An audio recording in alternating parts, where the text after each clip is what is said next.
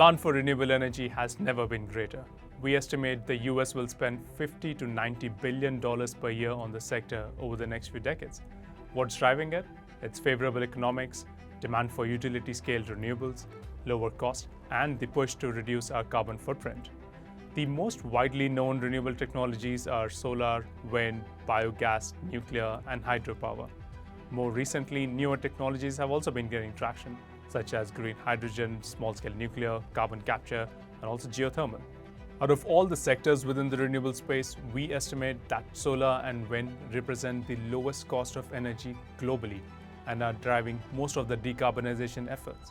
In the US, declining equipment cost and faster installation has also reduced the timescale from years to months.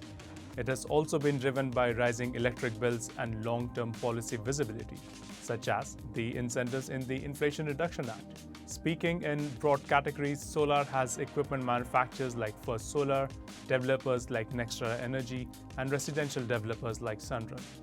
Looking beyond solar and wind, we see a lot of demand for energy storage due to the falling cost of lithium batteries. There are four main risks impacting the industry today. The first is the impact of higher interest rates.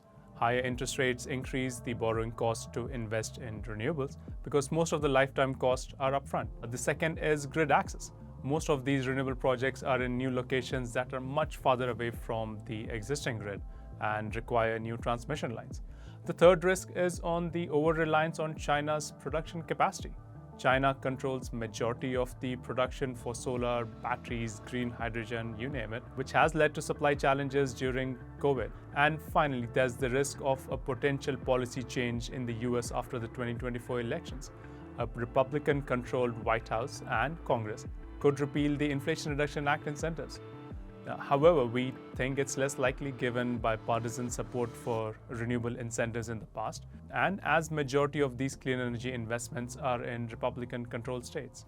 Despite some of these potential near-term headwinds, we are bullish on renewable energy for several reasons, including low costs, disruptive technologies like energy storage, demand for electric vehicles and sustainable fuels, energy independence, and last but not the least, solving the global warming crisis.